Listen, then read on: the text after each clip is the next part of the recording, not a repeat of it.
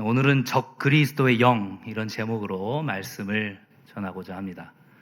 우리 성도분들은 적 그리스도 이 단어를 들으면 어떤 생각이 좀 드십니까? 안타깝게도 성경 말씀이 생각나기보다는 영화라든가 드라마, 어떤 이 미디어를 통해서 경험하게 된 이미지를 떠올리는 경우가 굉장히 많이 있습니다. 당장에 저만 하더라도 초등학교 때 보았던 이 오맨이라는 이제 영화가 있었는데, 마지막까지 그 적 그리스도로 이제 예표되는, 상징되는 한 아이가 끝내는 죽지 않고 이렇게 씩 썩소를 날리는 부분이 있는데 굉장히 참 찝찝했던 기억이 납니다. 우리나라 영화 중에도 휴거 뭐 이런 영화가 있었는데, 정말로 이 재림과 심판의 때가 저렇게 무서운 것인가?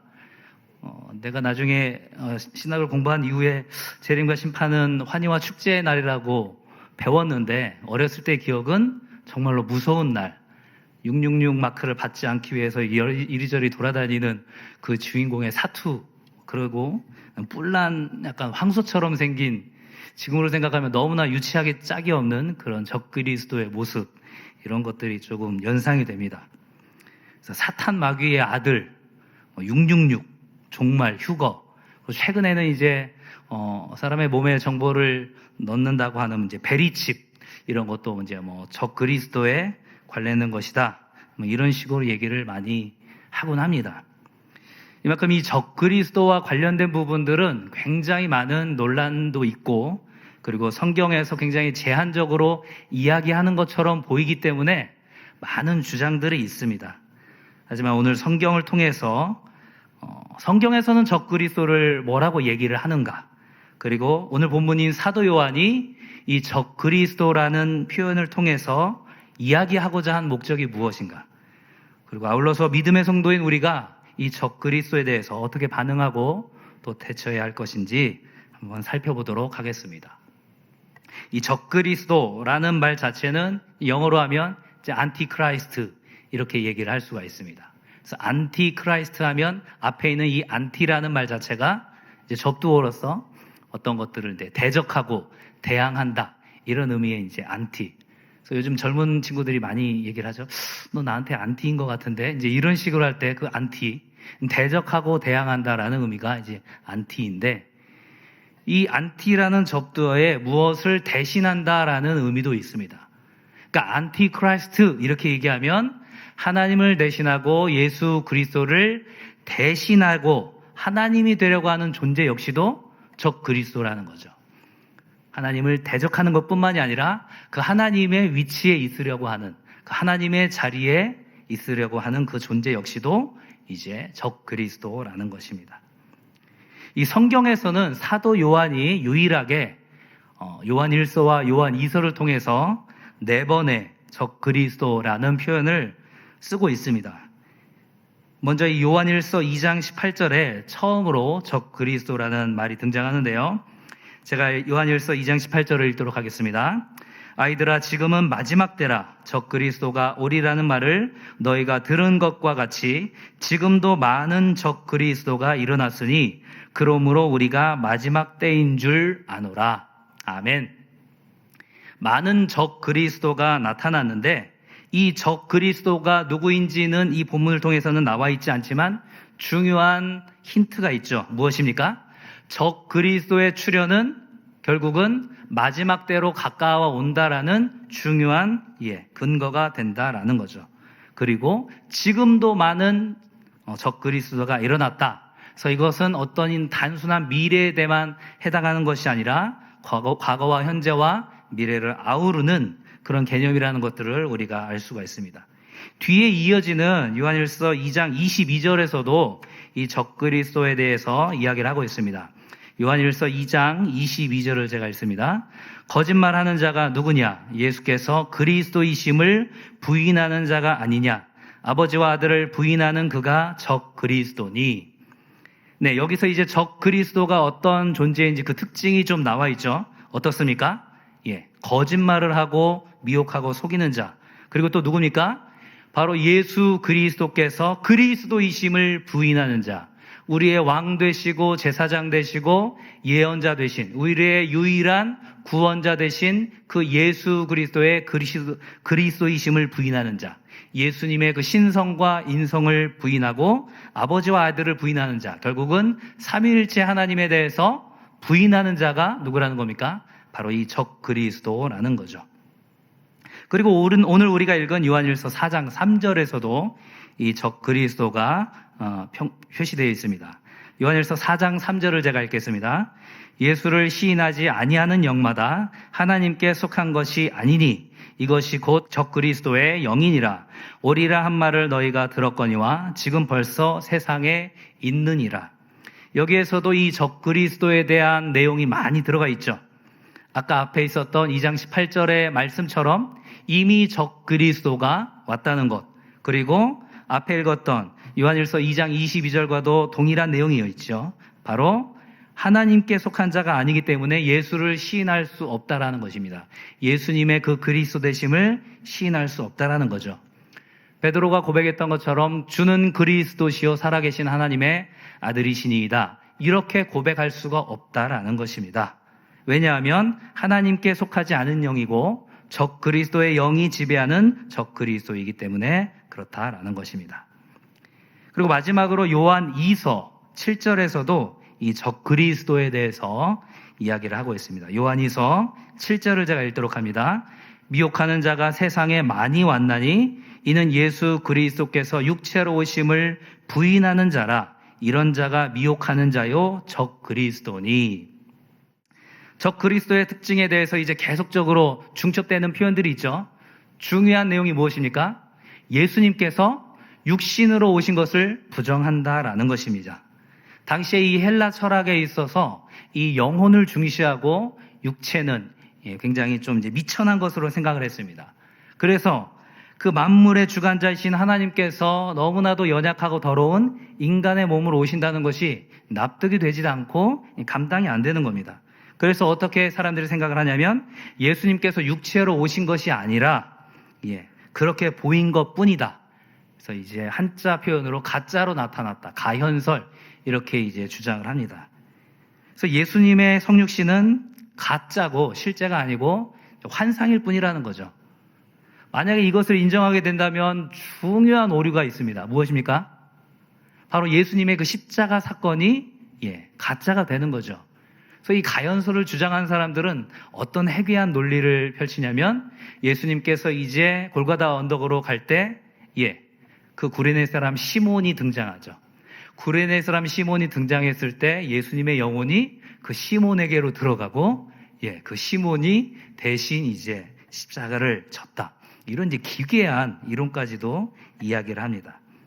이렇게 가연설을 주장하다 보면 예수님의 그 십자가 고난도 이제 가짜가 되는 거죠.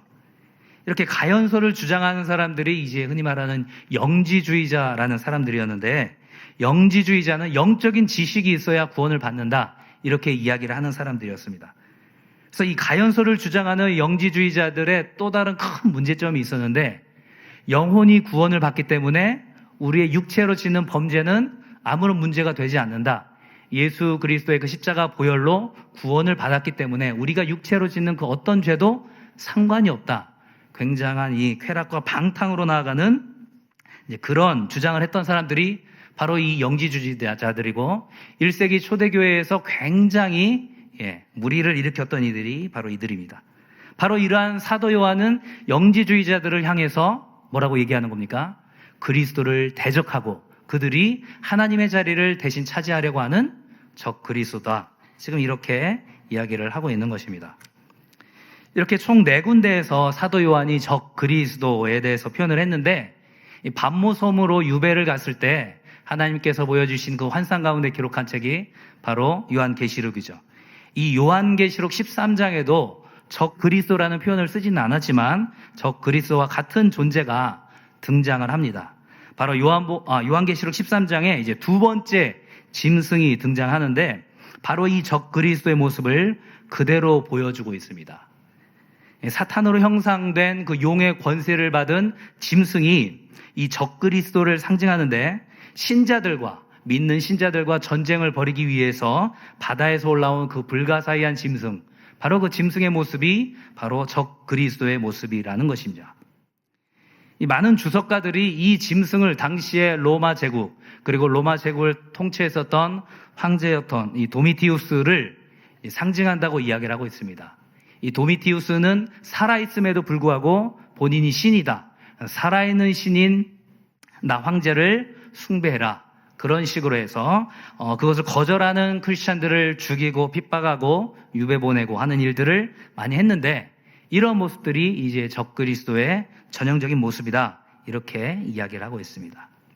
그리고 또 한편 이 적그리스도라는 표현을 쓰지는 않았지만 예수님을 대적하고 또 예수님의 자리에 서려는 사람을 사도 바울이 또 기록한 부분이 있습니다. 바로 데살로니가 후서 2장 3절과 4절의 말씀인데요. 제가 읽도록 하겠습니다. 누가 어떻게 하여도 너희가 미혹되지 말라. 먼저 배교하는 일이 있고 저 불법의 사람 곧 멸망의 아들이 나타나기 전에는 그 날이 이르지 아니하리니 그는 대적하는 자라 신이라고 불리는 모든 것과 숭배함을 받는 것에 대항하여 그 위에 자기를 높이고 하나님의 성전에 앉아 자기를 하나님이라고 내세우느니라. 아멘.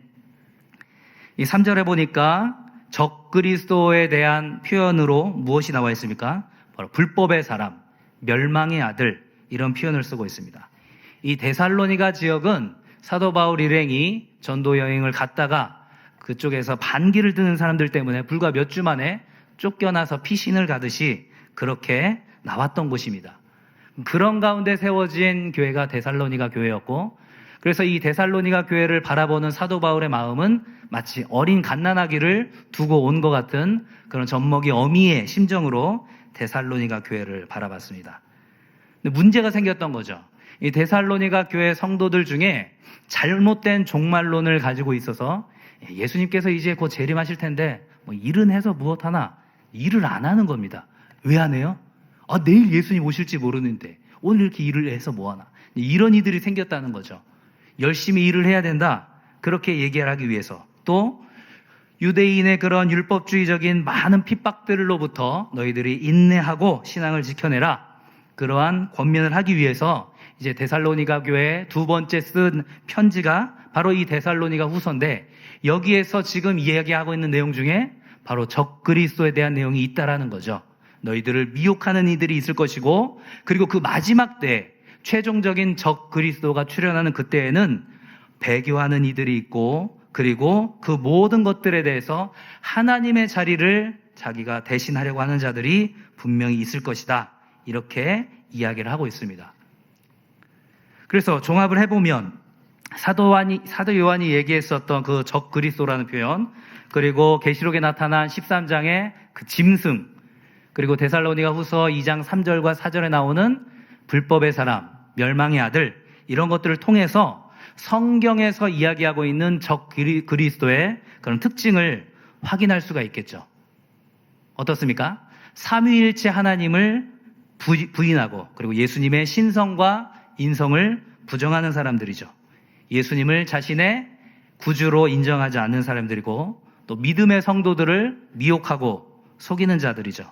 자신을 하나님이라고 자처하는 자들이고, 그리고 이 부분에 대해서는 논란의 여지가 많긴 하지만 특정한 개인이 아니라 특정한 제도나 어떤 권력일 가능성도 있습니다. 이렇게 적그리스도에 대해서 성경에서는 이러한 특징들을 이야기를 하고 있는데, 성경을 해석하는 과정에서 다양한 이 적그리스도가 언제 출현했고 언제 이 적그리스도에 대한 예언이 완성될 것인가 라는 것에 대해서 신학자들끼리도 굉장히 다양한 논의가 있습니다. 한 4가지 정도가 있는데요. 이미 적그리스도는 과거에 왔고 완성이 되었다, 이렇게 얘기하는 사람들이 있습니다. 과거주의자들인데, 예수님께서 감람산에서 올라가시면서 저 예루살렘 성전이 무너질 것에 대해서 이제 예언을 하셨는데, 우리가 아는 것처럼 AD 70년에 로마의 그 티투스 장군에 의해서 정말로 예루살렘 성전이 완전히 무너져 내리죠. 그 로마의 티투스 장군을 이제 적그리스도라고 보는 거죠. 이런 식으로 과거에 있었던 하나의 사건으로 보는 과거주의자가 있는가 하면에, 역사주의자가 있습니다. 종교개혁 이후에 그 교황이라는 제도가 적그리스도다, 이렇게 얘기하는 사람들도 있고, 대부분의 영화나 드라마에서 반영된 내용은 이제 미래적인 세대주의자들인데, 이 적그리스도에 대한 예언은 과거에는 없었고 오직 그 최종적인 시점에만 있을 것이다. 그래서 7년 대환란이 있을 것이고 그 666의 표를 받지 않고 끝까지 견딘 사람이 나중에 다시 하나님 나라에 들어가게 될 것이다. 이런 이제 세대주의적인 입장이 있고, 그리고 이제 우리 개혁주의적인 입장에서는 구원에 대한 그 이중적인 의미를 바로 이 적그리스도에 대한 개념에서도 같이 사용을 합니다. 무슨 말이냐면 이 적그리스도는 과거에도 있었고 지금 현재에도 있고 그래도 미래에도 앞으로 있을 것이라는 거죠. 그래서 이 이미와 아직에 대한 그런 이중적인 성취 개념을 갖고 있다. 이렇게 이야기할 수 있습니다. 예.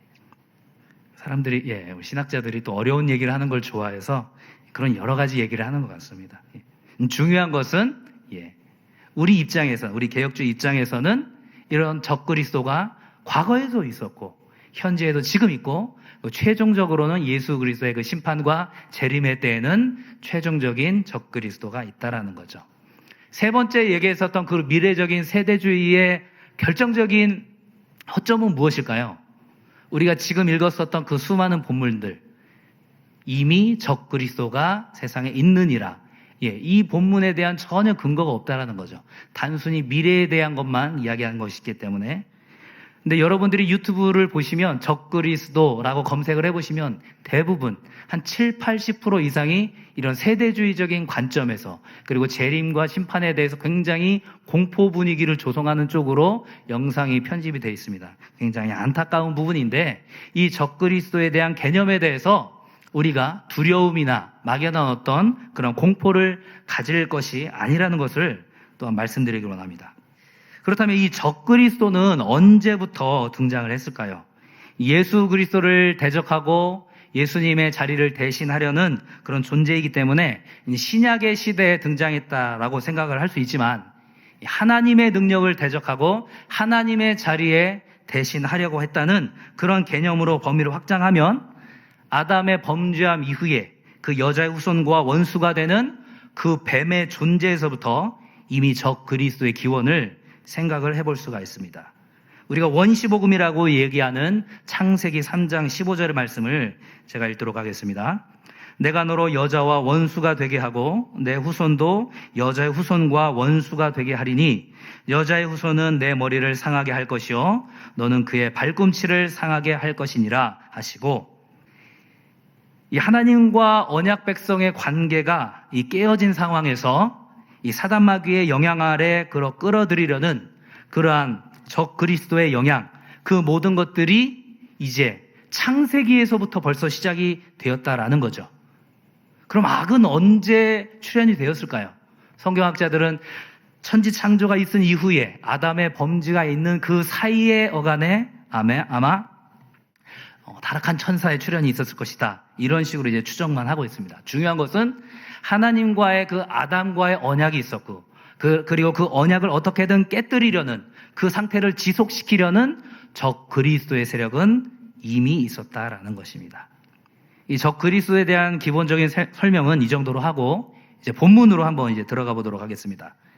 이 요한일서를 한마디로 말하면 하나님은 사랑이시니 너희가 서로 사랑하라, 이렇게 이야기를 할 수 있습니다. 이 요한일서를 기록한 사도 요한은 우레의 아들이라는 별명이 있었습니다. 성격이 불같다는 얘기죠. 사마리아를 지나갈 때 예수님을 배척하는 그들을 향해서 하나님이 이 땅에 불을 내려주십시오, 이렇게 얘기했었던 정말로 한 성격하는 사도 요한이었는데, 그가 예수 그리스도의 아가페적인 무조건적인 사랑을 깨닫고 나서 초대교회 성도들에게, 공동체들에게 이제 요한일서를 통해서 지속적으로 강조하는 내용이 무엇입니까? 서로 사랑하십시오. 서로 사랑하십시오. 왜냐하면 우리가 믿는 그 하나님이 사랑이시기 때문입니다. 지금 요한일서에 대해서는 계속적으로 사랑에 대해서 이야기를 하고 있습니다. 실제로 우리가 읽은 그 본문 앞에 있는 요한일서 3장 13절부터 마지막 24절까지는 우리가 행함과 진실함으로 사랑하자, 이렇게 이야기를 하고, 그리고 우리가 읽은 본문 뒤에 있는 이제 7절부터는 하나님은 사랑이십니다. 사랑에 대한 얘기를 계속하고 있습니다. 그런데 뜬금없이 오늘 우리가 읽은 요한일서 4장 1절부터 6절까지는 어떤 내용이 있습니까? 이 적그리스도에 대한, 거짓 선지자에 대한 내용이 지금 쑥 들어와 있는 거죠. 어떻게 보면은 갑자기 들어와 있는 삽입된 내용처럼 보이는데 사도 요한이 이 내용을 왜 썼을까? 하나님은 사랑이시고 우리가 서로 사랑해야 된다. 사랑에 대한 얘기를 계속하다가 갑자기 이 적그리스도에 대한 내용을 왜 이야기를 했을까요? 사도 요한은 지금 우리가 살아가고 있는 이 세상이 1세기의 그 초대교회 성도들뿐만이 아니라 오늘을 살아가고 있는 21세기를 살아가고 있는 우리의 그 삶의 현장이 곧 영적인 전쟁터다. 이것을 기억하기를 원했던 것입니다. 하나님의 그 말씀에 순종하고 성도 간의 그 사랑의 교제를 나눌 때 결정적으로 그들을 흔들 수 있는 적 그리스도의 존재가 여전히 있다라는 것입니다. 하나님과의 관계가 좋으면 좋을수록 성도들과의 그 사랑의 교제가 긴밀할수록 그것들을 깨어버리려고 하는 그러한 적 그리스도가 늘 있어 왔다라는 것입니다. 아까 보았던 창세기 3장 15절에서의 그 뱀이 그러했죠. 하나님과의 그 친밀한 관계에 있었던 아담과 하와가 깨어지는 관계가 바로 이 뱀 때문에 이루어졌죠. 좀 뒤로 가서 모세가 하나님께 받은 명령은 어떻습니까? 바로에게 가서 내 백성을 보내라. 모세의 백성이 아니라 지금 하나님의 백성을 보내라. 이렇게 얘기했는데 그 이야기를 들은 바로는 어떻습니까? 철저하게 하나님 앞에서 대항하죠. 그 모습 역시도 하나님을 대적하고 대항하고 하나님의 자리에 자신을 놓으려고 하는 적 그리스도의 모습일 수 있다는 것입니다. 또 모세에게 부여하셨던 하나님의 그 신적인 권위에 대항하여서 고라 자손들이 반기를 들었을 때 하나님께서 그 자리에서 땅을 갈라지게 해서 그들을 심판하셨습니다. 이 거짓 선지자였던 발람은 어떻습니까? 출애굽 백성을 저주하기 위해서 가는 길 가운데서 우리가 잘 아는 것처럼 자신이 타고 가던 나귀가 말을 하는 정말로 진풍경을 보게 되죠. 이 구약의 수많은 영적인 지도자들과 왕과 군주들이 하나님을 대항하고 반역하고 그 자신을 하나님의 자리에 놓으려고 하는 그러한 적 그리스도적인 모습을 지속적으로 보여왔다라는 것입니다. 이 바벨론 대제국의 왕이 된 느부갓네살은 어떻습니까? 우리가 다니엘서에서 보는 것처럼 자신의 형상을 만들고 거기에 절하지 않는 자들을 풀무불에 집어넣었죠. 이 모습은 마치 계시록 13장 15절에 나와 있는 그 짐승의 모습과 너무나도 닮아 있습니다. 계시록 13장 15절의 말씀입니다. 그가 권세를 받아 그 짐승의 우상에게 생기를 주어 그 짐승의 우상으로 말하게 하고 또 짐승의 우상에게 경배하지 아니하는 자는 몇이든지 다 죽이게 하더라. 바로 이러한 모습. 사도 요한은 예수 그리스도의 그 재림과 심판의 날까지 그리스도를 대적하고 그리스도의 자리를 대신하려는 그 수많은 시도와 무리들이 있다라는 것들을 초대교회 성도들이 절대 잊지 않기를 바라는 마음으로 중간에 이렇게 본문을 삽입했던 것입니다. 이런 영적 전쟁의 경고의 메시지를 던지는 사도 요한이 오늘 본문 1절을 통해서 권고하는 것은 무엇입니까? 철저하게 영적인 분별력을 가지라는 거죠. 영들을 다 믿지 말고 오직 그 영들이 하나님께 속하였나 분별하라는 것입니다. 그래서 누군가가 내가 하나님께 메시지를 받았습니다. 내가 하나님께 계시를 받았습니다. 이렇게 얘기를 하면 하나님께 계시를 받았대. 귀를 쫑긋하고 듣긴 하겠지만 그 말씀이 정말로 하나님께로 온 것인지 시험해 보라는 거죠. 심사숙고하고 정말로 그것이 맞는지 시험해 보라는 겁니다. 그렇다면 어떻게 분별하고 시험할 수 있을까요? 먼저는 하나님께서 우리에게 주신 이 성경 말씀에 부합하는지를 신중하게 생각하고 따져봐야죠. 지금 제가 전하고 있는 이 말씀도 성경 말씀에 근거한 것인지 아니면 개인적인 생각과 추측인지 설교를 듣고 있는 여러분들께서 졸지 마시고 집중하셔서 잘 들으셔야 됩니다. 신중히 따져보라는 거죠. 무엇에 근거해서요? 성경 말씀에 근거해서. 그리고 또 두 번째는 무엇입니까? 그 말씀을 전한, 그 말을 전한 그 사람이 어떻게 고백하고 살아가고 있는지를 확인하고 또 그 말씀이 정말로 성취되어 가고 있는지를 확인하라는 겁니다. 이 설교자 입장에선 참 부담스러운 부분이지만 이 모세를 통해서 하나님께서 이미 신명기서에서 말씀하신 부분입니다. 신명기서 18장 22절을 제가 읽도록 하겠습니다. 만일 선지자가 있어 여호와의 이름으로 말한 일에 증험도 없고 성취함도 없으면 이는 여호와께서 말씀하신 것이 아니요 그 선지자가 제 마음대로 한 말이니 너는 그를 두려워하지 말지니라. 아멘. 거짓 선지자인지 아닌지를 구분하는 그 분별법에 대해서 하나님께서 모세를 통하여서 분명히 이야기를 해주셨다라는 거죠. 여호와의 이름으로 말을 했는데 그것이 증험도 없고 성취함도 없다면, 그리고 그 말을 하는 선지자의 삶에 있어서 삶의 열매도 없다면 그 모든 것들을 두려워할 필요가 없다라는 것입니다. 사랑하는 성도 여러분, 이 말씀은, 이런 영적인 분별력의 두 가지 기준은 오늘을 살아가는 이 시대에 이단을 분별하는 그 기준에도 그대로 적용이 된다라는 것을 기억하시기 바랍니다. 신천지, 하나님의 교회, 여호와의 증인, 수많은 이단들이 있습니다. 우리가 지속적으로 이단 특강을 통해서 들어왔던 것처럼 이들은 성경 말씀을 자신이 원하는 대로 여기저기를 짜집게 해서 엉뚱한 결론을 만들어내는 거죠. 하나님의 직통 계시를 받았다고 하는데 기존의 성경 말씀과 비교하면 어떻습니까? 전혀 맞질 않는 거죠. 이렇게 성경 말씀을 기준으로 그 말씀이 정말로 합당한 것인지를 우리가 생각하고 시험하고 분별해 봐야 합니다. 또 하나 결정적인 것은 무엇입니까? 바로 그 교주들의 삶이죠. 정말로 하나같이 예외 없이 돈과 이성의 문제로 좋지 못한 모습을 드러냅니다. 이번 코로나19를 통해서도 신천지의 모습이 드러난 것 중에 하나가 비윤리적이고 비도덕적인 모습, 그런 모습들이 있죠. 우리 기성교회 역시도 하나님께서는 상식을 초월하시지만 상식 이하의 행동을 하지 않으신다는 것들을 기억해야 합니다. 상식을 초월하지만 몰상식하지는 않다라는 거죠. 그것이 우리 교회와 이단의 중요한 구분이 되는 것이죠. 성경 말씀에 기초하고 그의 삶의 열매가 맺혀지는 것. 그런데 우리가 여기서 또 한 가지 기억해야 될 내용이 있습니다. 이 사도 바울이 데살로니가 후서 그 2장의 말씀을 통해서 우리에게 중요한 내용을 얘기하고 있습니다. 이러한 적 그리스도의 모습을 막는 자가 있어서 그 최후의 그 심판의 때까지 억제되어 있고 유보되어 있다는 내용입니다. 데살로니가 후서 2장 7절의 말씀인데요. 제가 읽도록 하겠습니다. 불법의 비밀이 이미 활동하였으나 지금은 그것을 막는 자가 있어 그 중에서 옮겨질 때까지 하리라. 여기서 막는 자가 누구인지 정확히 우리가 알 수 없습니다. 데살로니가 교회 성도들에게 이미 말하였다라는 식으로 얘기를 하고 사도 바울이 마감하였기 때문에 과연 이 막는 자가 누구인지 우리가 정확히는 알 수 없지만 바로 성령 하나님의 능력으로 우리 교회를 통하여서, 복음의 능력을 통하여서 이 모든 것들을 그 최후의 날까지 최종적인 적그리스도가 출현할 때까지 유보하는 모습이 있다라는 것, 그것들을 통해서 우리에게 또한 위로가 된다는 사실을 기억하시기 바랍니다. 이제 사도 요한은 하나님께 속한 영들의 특징을 통해서 적그리스도의 영을 분별하는 법을 또한 제시하고 있습니다.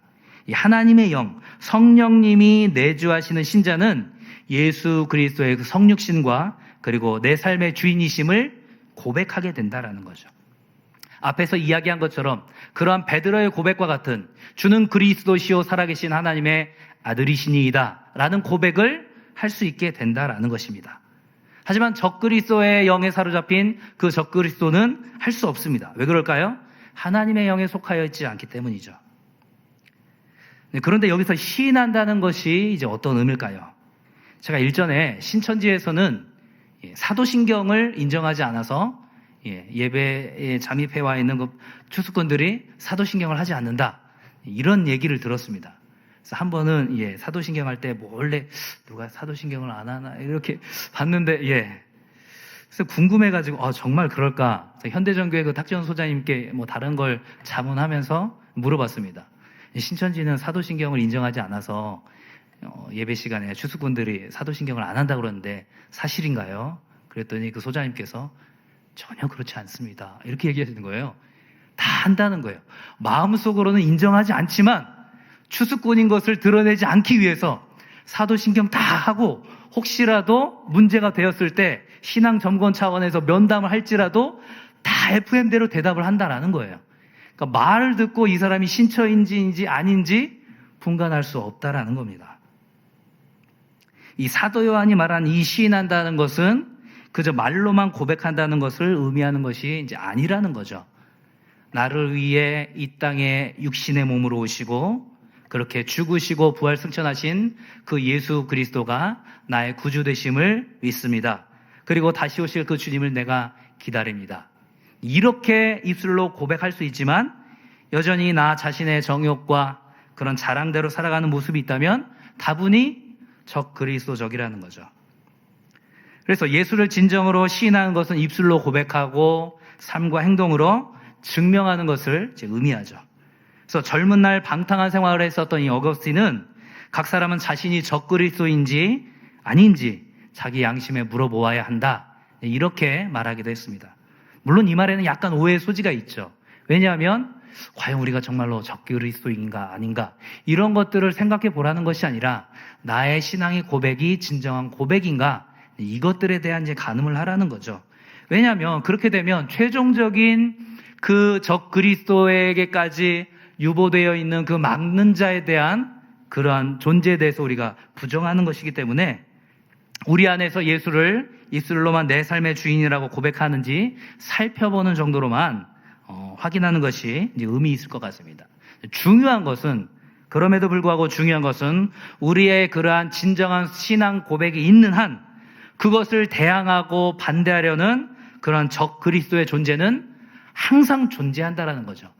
참된 신앙의 고백이 있다면 그 고백을 대항하는 적그리스도는 또한 계속 있다라는 것입니다.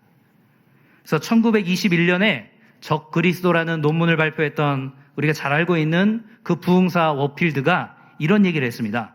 그리스도의 신성을 부인하는 세상 가운데서 이를 긍정하는 고백이 존재하는 한 요한의 시대처럼 언제나 많은 적그리스도가 존재할 것이다. 우리의 신앙의 고백이 계속 이어지는 한 그 고백을 깨고 저항하고 대항하려는, 자신이 하나님이라고 주장하려는 적그리스도는 언제나 존재할 것이라는 거죠. 그래서 적그리스도가 항상 존재할 것이다 라는 말이 서두에서 말씀드린 것처럼 우리에게 어떤 두려움과 공포로 다가올 수 있지만, 예수님께서 사도 요한을 포함한 제자들을 떠나가시면서 그 했던 말씀을 이제 초대교회 성도들에게 동일하게 요한이 하고 있습니다. 예수님께서 뭐라고 말씀하셨습니까? 세상에서는 너희가 환난을 당하나 담대하라. 내가 세상을 이기었노라. 아멘. 이렇게 말씀하시죠. 그 세상을 이기신 하나님, 그리고 우리 신자 안에 있는 그 삼위 하나님께서 적그리스도의 세력보다 크다. 지금 오늘 본문에서 그렇게 이야기하고 있는 것입니다. 그래서 적그리스도의 영은 철저하게 세상의 관점에서 얘기를 하고, 그래서 적그리스도의 그런 주장들은 세상이 순순히 받아들이게끔 돼 있다라는 것입니다. 약육강식과 적자 생존과 물질 만능주의에 입각한 그 세상의 관점에서 이야기하는 그 적그리스도의 모습을 세상이 받아들이는 것은 너무나도 당연하다라는 것입니다. 하지만 하나님께 속한 우리의 성도들은 그런 적그리스도의 유혹과 강압에 어떻게 반응해야 할까요? 사도들을 통하여서 계승된 그 복음의 메시지를 끝까지 받아들이는 거죠. 왜냐하면 그 적그리스도를 이기는 복음의 능력을 우리가 믿기 때문입니다. 최종적으로 복음을 거부하는 자들은 하나님께 속하지 않은 자들입니다. 하나님께 속한 성도들은 또한 진리의 영과 미혹의 영을 분별할 수 있는 능력을 성령님께서 주신다고 오늘 본문 6절에서 이야기하고 있습니다. 이 종교개혁자들은 하나님과 동일한 권위로 교회를 다스리려는 교황의 모습이 적그리스도의 전형이라고 주장을 했습니다. 그러한 주장은 교회의 본질을 말하는 웨스트민스터 신앙고백서 25장의 교회에 관하여 6번에서 정확히 드러나 있습니다. 웨스트민스터 신앙고백서 25장 6항을 제가 읽도록 합니다. 주 예수 그리스도 외에 교회에 다른 머리는 없다. 로마 교황도 어떤 의미에서든지 교회의 머리가 될 수 없다. 교회 안에서 자신을 높여서 그리스도를 대항하고 소위 하나님으로 불리면 적 그리스도, 죄의 사람, 멸망의 아들이다. 말씀을 정리하도록 하겠습니다. 하나님을 대항하고 하나님의 자리를 대신하려는 그러한 적 그리스도는 하나님과 언약 백성의 사랑의 관계를 끊기 위해 창세기 때부터 지금까지, 그리고 예수 그리스도의 그 재림과 심판의 날까지 지속적으로 시도를 해왔고 앞으로도 시도를 할 것입니다. 그러한 적그리스도의 모습은 오늘을 살아가고 있는 우리의 삶에도 여전히 있습니다. 중요한 것은 최종적인 적그리스도의 출현이 성령 하나님께서 마지막 그 심판의 날을 위해서 막아내고 계신다는 것. 그리고 마지막 때에 그 최종적인 적그리스도가 출현하게 되면 수많은 배교가 일어나고 전 국가적인 탄압과 이단이 출몰하고 또한 수많은 혼란이 있겠지만 중요한 것은, 우리가 집중해야 하는 것은 그 최종적인 적그리스도의 출현하는 시기가 언제인가라는 그 시기가 아니라 반드시 복음으로 주님께서 이기신다라는 사실입니다. 사도 요한이 지금 적그리스도에 대한 이야기를 쓰고 있는 것도 너희들 긴장해야 돼, 너희들 무섭지, 지금 이런 얘기를 하려는 것이 아니라 적그리스도는 과거에도 왔었고 지금도 있고 앞으로도 있을 것이고 예수 그리스도의 그 재림과 심판의 날에는 최종적인 적그리스도가 오겠지만 그 시기가 중요한 것이 아니라 이미 이기신 싸움을 하고 있는 그 예수 그리스도께서, 성령 하나님께서 우리와 함께 하심을 믿고 그 말씀 안에서 순종하며 그분의 사랑에 순종하며 나아가라, 지금 이 이야기를 하고 싶은 것입니다. 많은 사람들이 이 코로나19의 상황에 대해서 여러 가지 이야기를 하고 있습니다. 그리고 또한 많은 사람들이, 또한 많은 신자들이 정말로 마지막 때가 가까이 온 것이 아닌가, 이런 이야기를 하고 있습니다. 예배를 제한하고 우리의 신앙을 제한하려는 그런 국가의 모습이 혹시 적그리스도적인 모습은 아닌가 또한 생각을 해보게 됩니다. 우리가 여러 가지 것들을 단정할 수는 없습니다. 하지만 중요한 것은 우리가 더욱더 영적인 분별력을 가지고 더욱더 깨어 있어야 한다는 것. 그리고 이 영적인 전쟁의 시대에 마지막 그 전쟁의 때를 우리가 앞두고 있다는 것. 그 가운데서 하나님과의 그 사랑과 그 성도 간의 교제의 사랑을 더욱더 굳건히 해야 된다라는 것입니다. 그래서 잘못된 어떤 종말론과 여러 가지 사상에 휩쓸리지 말고 이 최종적인 적그리스도의 출현 시기에 집중할 것이 아니라 이미 이기신 그 예수 그리스도의 복음의 능력을 기억하는 우리 모든 성도님들이 될 수 있기를 주님의 이름으로 간절히 축원합니다.